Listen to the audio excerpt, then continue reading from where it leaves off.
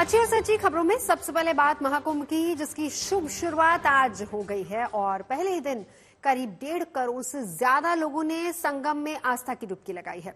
महाकुंभ में इस पवित्र स्नान के लिए देश ही नहीं बल्कि विदेशों से भी बड़ी संख्या में श्रद्धालु प्रयागराज पहुंच रहे हैं, जो दुनिया के इस सबसे बड़े आध्यात्मिक मेले की भव्यता देख अभिभूत हैं।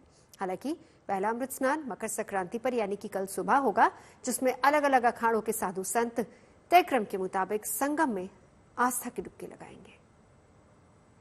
त्रिवेणी में जलती रहे, विश्व भर में भारत की आभा हर पल खिलती रहे। आरंभ इस महायात्रा का आस्था का संगम है। दुनिया के सबसे बड़े आध्यात्मिक मेले का जब आगाज हुआ तो आस्था की डुबकी लगाने के लिए श्रद्धालुओं का सैलाब संगम तट पर उमड़ आया।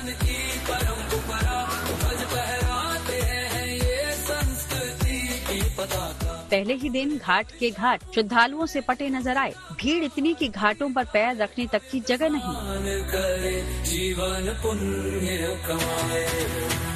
फिर भी न कोई धक्का मुक्की और न कोई आपाधापी। किसी ने परिवार संग सुबह सवेरे संगम में स्नान किया और किसी ने दोस्तों और रिश्तेदारों के साथ हर हर गंगे के जयकारे के साथ डुबकी लगाई।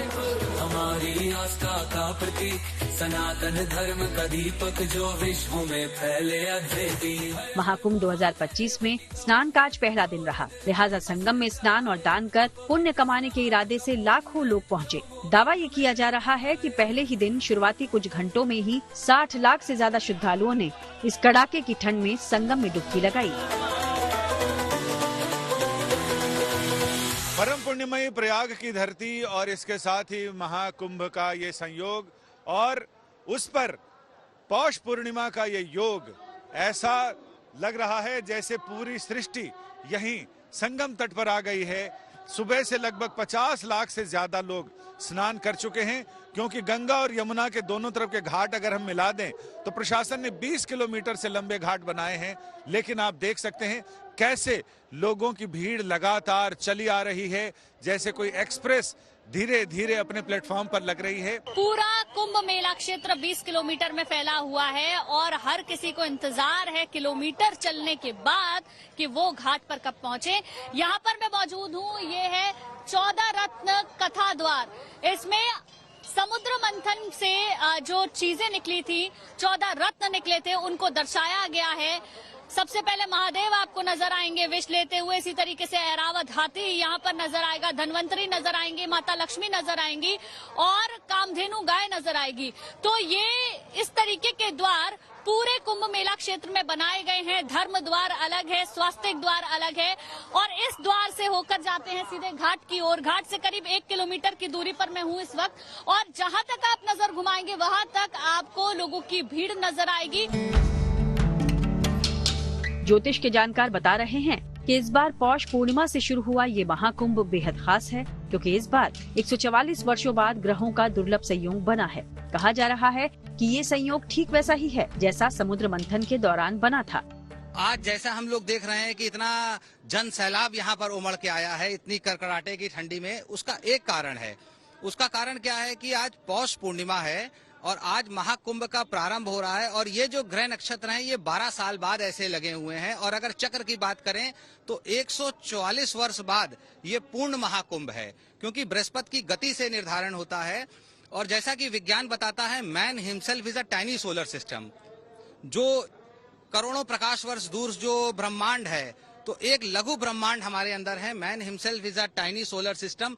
यत पिंडे तद ब्रह्मांडे तद ब्रह्मांडे तत्पिंडे, यानी कि अहम ब्रह्मास्मि, हम ही ब्रह्म हैं। तो हम लोग उसको जागृत करने के लिए, अपनी सोई हुई शक्तियों को जागृत करने के लिए संगम के त्रिवेणी तट पे आते हैं। ये अक्षय क्षेत्र है। क्यों? क्योंकि यहाँ पर 3 नदियों का संगम हो रहा है, तो उसके कारण ये अक्षय क्षेत्र बन जाता है। अक्षय क्षेत्र का मतलब यहाँ पर किया गया दान पुण्य, कोई भी कर्म जन्म जन्मांतरों तक संचित रहता है। यही वजह है कि इस पूर्ण महाकुंभ में सिर्फ देश के कोने कोने से ही नहीं बल्कि विदेशों से भी श्रद्धालु प्रयागराज दौड़े चले आ रहे हैं, जिनका सनातन के प्रति लगाव देखते ही बन रहा है। किसी के माथे पर तिलक और त्रिपुंड है तो किसी ने धोती कुर्ता और रुद्राक्ष धारण किया हुआ है और कोई साधु संतों की शरण में पहुंचा है। बहुत खुशी है, अद्भुत खुशी है सारा क्रेडिट मेरे बेटे के जा रहा भैया। बहुत खुशी है मुझे, बहुत खुशी है। मैं तो जान नहीं पा रही कि मैं पहुंच के नहा स्नान कर पाऊंगी गंगा मैया में। बहुत खुशी है मेरे बेटे। हम भी समस्तीपुर बिहार से ही आए हैं। कैसा लग रहा है यहाँ के प्रयागराज महाकुंभ की धरती पे? मतलब अच्छा ही नहीं, बहुत अच्छा लग रहा है। बहुत अच्छा लग रहा है। हाँ, सोचे नहीं थे कि यहाँ तक पहुँच पाएंगे, लेकिन सब कुछ व्यवस्था बहुत अच्छा है। बहुत ही अच्छा लग रहा है यहाँ आके। जिंदगी दा सपना पूरा हो जाएगा ते पूरा कहते एक बारी जिंदगी रवे ना रवे पर एक बारी जरूर आके तुसी अपना सपना पूरा हो सकता हैगा। आज से शुरू हुआ ये महाकुंभ महाशिवरात्रि तक चलेगा। इस दौरान कुल 6 प्रमुख स्नान होंगे, जिनमें 3 अमृत स्नान भी शामिल हैं। इसमें पहला अमृत स्नान मकर संक्रांति पर यानी कल सुबह होगा।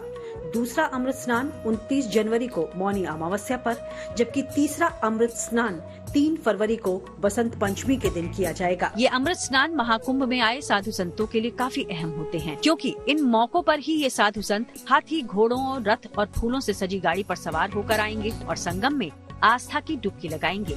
ये नजारा किसी राजसी जुलूस जैसा होता है। इसी भव्यता की वजह से इसे शाही स्नान कहा जाता था,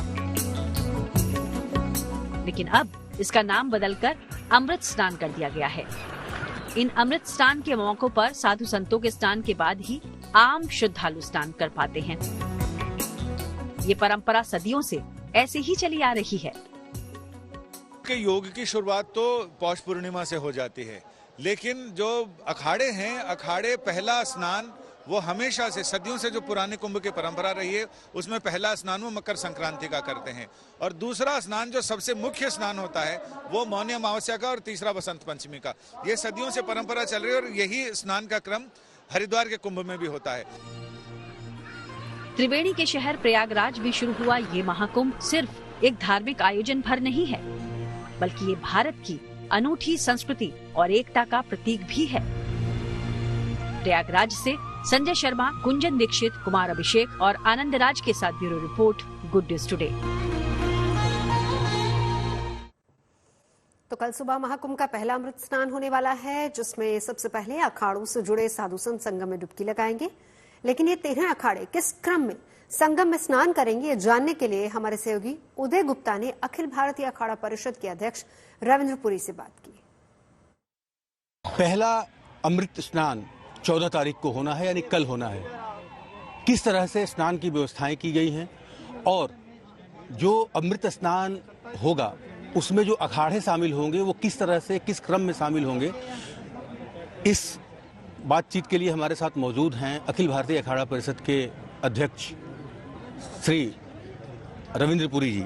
महाराज जी, क्या तैयारियां हैं अमृत स्नान की? बहुत बहुत आशीर्वाद, साधुवाद। आज आप देख रहे हैं पूरा प्रयागराज हमारे जितने भी सनातनी है, श्रद्धालु है, भक्तगण है, भरा हुआ है। ऐसा लग रहा है कि पूरा हिंदुस्तान, पूरा भारत प्रयागराज में ही निवास कर रहा है। पूरा आपने देखा होगा पूरा मेला क्षेत्र में, पूरा मेला क्षेत्र भगवामय है और जितने भी अखाड़े हैं कल सुबह की तैयारी कर रहे हैं और हमारा प्रयास है कल हम बहुत ही सुंदर रूप से स्नान करें। जितने भी हमारे साथ नागा संत है, महामंडलेश्वर है, जितने भक्तगण हैं, सबको बहुत ही सुंदर तरीके से बिना वाद के, बिना विवाद के हम स्नान कराएंगे। अमृत स्नान होने वाला है, उसका क्रम क्या रहेगा? देखिए, आपने देखा होगा जो गंगा किनारे से हमारे अखाड़े शुरू हो रहे हैं।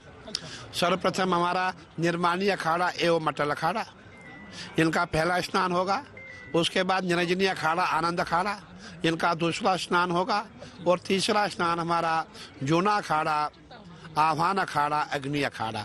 इसका तात्पर्य हम जितने शैव संप्रदाय के, सर्वप्रथम शैव संप्रदाय के अखाड़ों के स्नान होते हैं। उसके पश्चात हमारे जो बैरागी अखाड़े हैं, तीनों अखाड़ों का स्नान होगा। उसके पश्चात उदासी और अंतिम में निर्मल अखाड़े का जो है स्नान होगा।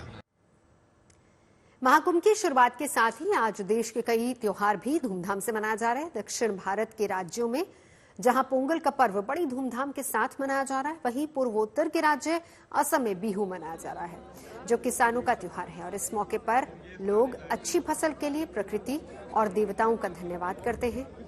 उत्तर भारत में मकर संक्रांति मनाने की तैयारी है, जो कि कल है, और इस मौके पर लोग पवित्र नदियों में स्नान के बाद पूजा पाठ दान करते हैं, जबकि पंजाब और हरियाणा में मकर संक्रांति से एक दिन पहले शाम को लोहड़ी का पर्व मनाया जा रहा है और इस मौके पर लोग दिन में पतंगबाजी करते हैं और शाम को जलती हुई आग में तिल, गुड़, मूंगफली, रेवड़ी और मक्का के दानों को की आहुति देते हैं, जिसकी एक तस्वीर जम्मू से भी सामने आई है, जहां पर सेना के जवान भी देश की रक्षा का फर्ज निभाते हुए धूमधाम से लोहड़ी का पर्व मना रहे हैं।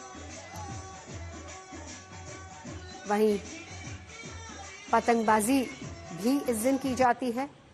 प्रधानमंत्री नरेंद्र मोदी ने भी अब से कुछ ही देर पहले दिल्ली में लोहड़ी, पोंगल और मकर संक्रांति का त्योहार मनाया है। एक बार या 3 बार। तो चलिए अब आपको लिए चलते हैं चंडीगढ़, जहां पर लोहड़ी के पर्व की तैयारी है। असीम बसी हमारे साथ जुड़ चुके हैं। असीम, दिखाइए तस्वीरें। शाम का वक्त है तो लोहड़ी जल चुकी होगी बहुत जगह, किस तरह की रौनक है वहां पे?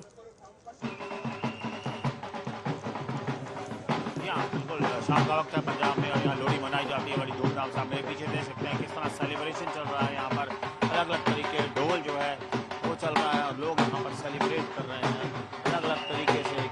खुशियाँ हैं क्योंकि ये चेंज ऑफ सीजन मार्क करता है और लोहड़ी एक ऐसा त्यौहार है जब मौसम भी बदलता है। इसके अलावा खुशी हो, किसी घर में बेटा हो, कोई शादी हो, बेटी पैदा हो, आजकल जो है चीज़ें बदल रही हैं और ये लोहड़ी का त्यौहार है वो जोश से मनाया जाता है। और इधर भी आप आपको दिखा देंगे कि एक और लोहड़ी जो है वो जलाई जा रही है, किस तरह लगातार जो है यहाँ पर पंजाब में ये पंजाब में एक बहुत ऑस्पिशियस इसको फेस्टिवल माना जाता है। और आप देख सकते हैं किस तरह लोग अपनी खुशियाँ मनाते हैं पंजाब के अंदर ये लोहड़ी मनाकर और एक फेस्टिव जब माहौल रहता है। और ये देख सकते हैं ढोल की थाप पर किस तरह लोग नाचते हैं, एक बॉनफायर करते हैं, पूरा फैमिली गेट टुगेदर होता है और एक बड़ी तादाद पर जो है सेलिब्रेशन घर घर में होती है। पंजाब के हर घर में दिन में जो है वो काइट फ्लाइंग होती है और उसके बाद रात को जो है इस तरह बॉन फायर किया जाता है, जिस तरह लोग जो है एक खुशी जो भी घर में होती है उसको मनाते हैं। जी हाँ, असीम तस्वीरें दिखाइए और साथ ही साथ देखिए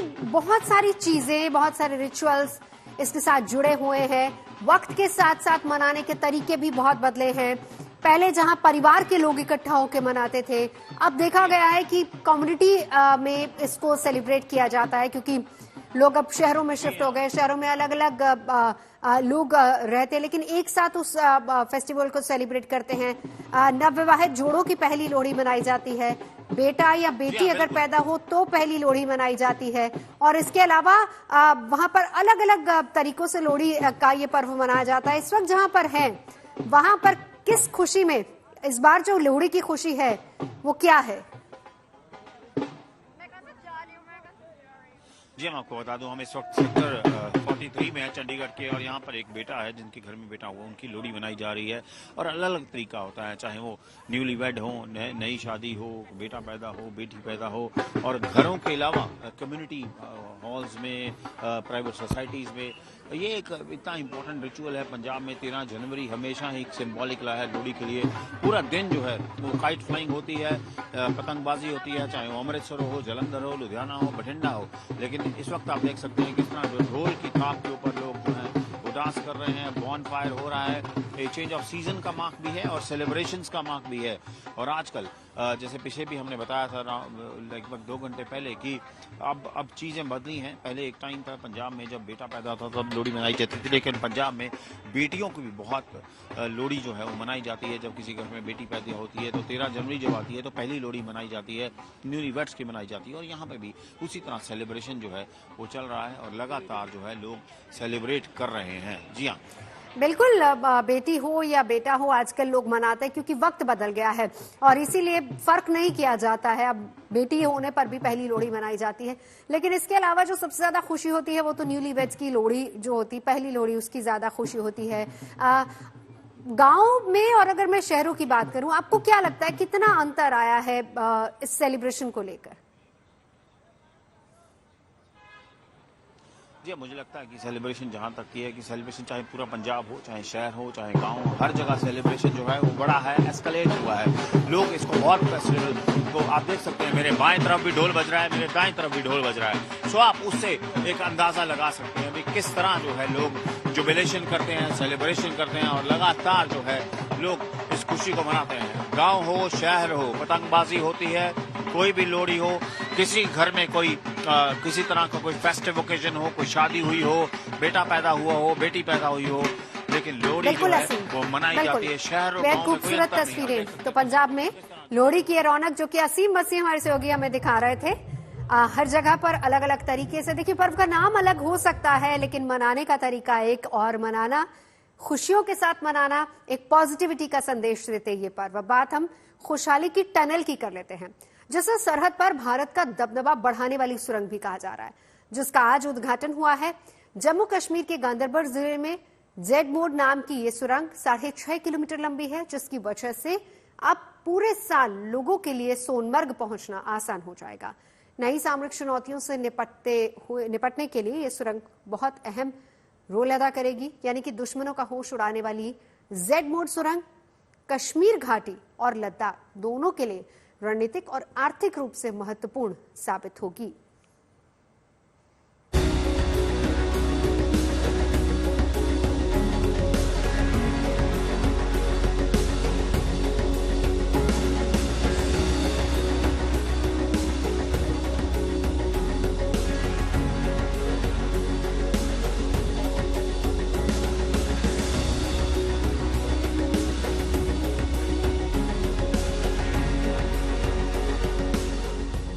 जम्मू कश्मीर का 13 साल लंबा इंतजार खत्म हुआ।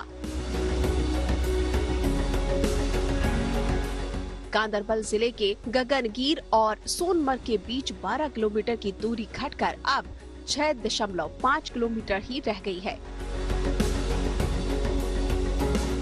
पहले करीब 12 किलोमीटर का फासला तय करने में 1 घंटा लगता था। अब 6.5 किलोमीटर लंबी सोनमर्ग टनल की वजह से गगनगीर और सोनमर्ग के बीच की दूरी 15 मिनट में ही पूरी हो जाएगी। जेड मोड नाम की ये सुरंग श्रीनगर से लेह को जोड़ने वाले NH1 पर मौजूद है, जिसके एक छोर पर कंगन कस्बा है जबकि दूसरे छोर पर सोनमर्ग है।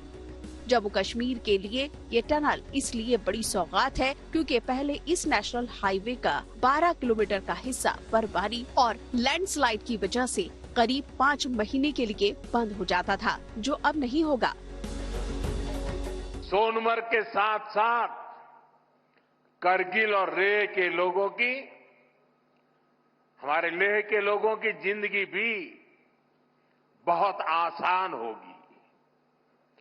अब बर्फबारी के दौरान एवलांच से या फिर बरसात में होने वाली लैंडस्लाइड के कारण जो रास्ते बंद होने की परेशानी आती थी, वो परेशानी कम होगी। इस टनल से, इससे सर्दियों के इस मौसम में सोनमर्ग की कनेक्टिविटी भी बनी रहेगी। इससे सोनमर्ग समेत इस पूरे इलाके में टूरिज्म को भी नए पंख लगने वाले हैं। अंग्रेजी के अक्षर Z के आकार की तरह दिखने वाला जेड मोड टनल सामरिक रूप से भी बेहद अहम है, जो 14.15 किलोमीटर लंबी जोजिला टनल प्रोजेक्ट का ही हिस्सा है। एशिया की इस सबसे लंबी सुरंग का एकमात्र मकसद पूरे साल श्रीनगर से लद्दाख को जोड़े रखना है। यही पास में ही एक और बड़े कनेक्टिविटी प्रोजेक्ट पर भी काम चल रहा है। अब तो कश्मीर वादी रेल से भी जुड़ने वाली है। मैं देख रहा हूं कि इसको लेकर भी यहां जबरदस्त खुशी का माहौल है।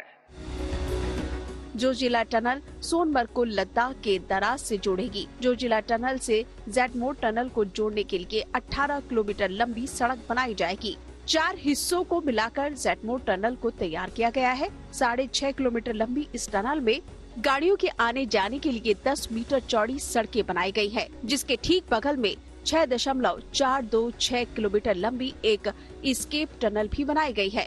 7.5 किलोमीटर चौड़ी इस केप टनल का इस्तेमाल सिर्फ मेन टनल के धंसने, सड़क हादसे या किसी और आपातकालीन स्थिति से निपटने के लिए ही किया जाएगा। मेन टनल के बगल में एक वेंटिलेशन टनल भी मौजूद है, जिसकी लंबाई 600 मीटर और चौड़ाई 8.3 मीटर है। इस वेंटिलेशन टनल का मकसद मेन टनल में हवा की क्वालिटी को बरकरार रखना है। नेशनल हाईवे 1 से जेडमोर टनल तक पहुंचने के लिए एक अप्रोच रोड भी बनाई गई है।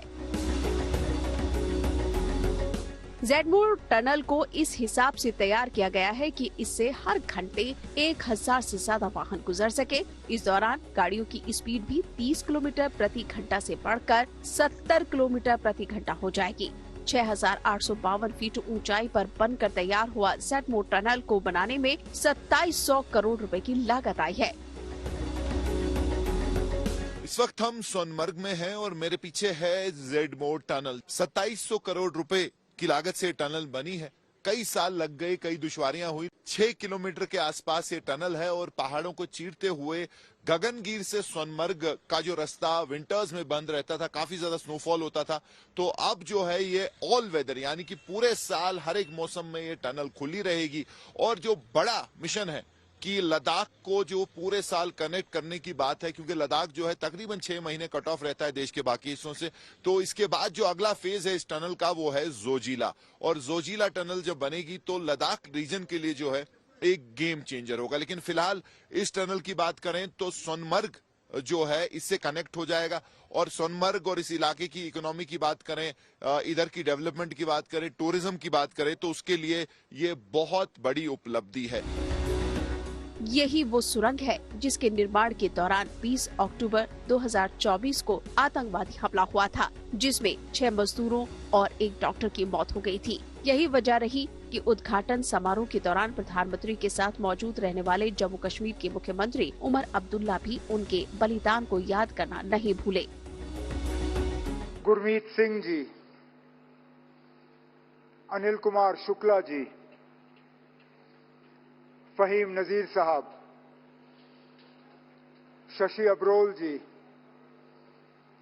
मोहम्मद हनीफ साहब, कलीम साहब, बड़गाम के हमारे अपने डॉक्टर शाहनवाज,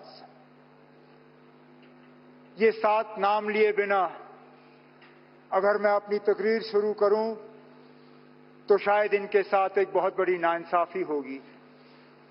ये 7 नाम जो मैंने लिए, ये वो शख्स हैं जो पिछले साल अक्टूबर के रोज एक आतंकवादी हमले में इनकी कीमती जानें जो हैं हमने गंवाई। इन्होंने अपनी जान की कुर्बानी इस प्रोजेक्ट के लिए दी, जम्मू कश्मीर की तरक्की के लिए दी, इस मुल्क के लिए दी।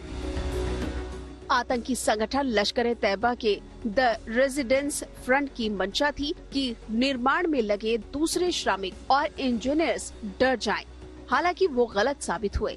आज जेडमोर टनल के उद्घाटन भी हो गया, जिससे न सिर्फ LOC बल्कि LAC तक सेना की आवाजाही आसान होगी। साथ ही सरहद के नजदीक भारतीय इलाकों में रसद पहुंचाना और इंफ्रास्ट्रक्चर को मजबूत करना बेहद आसान हो जाएगा।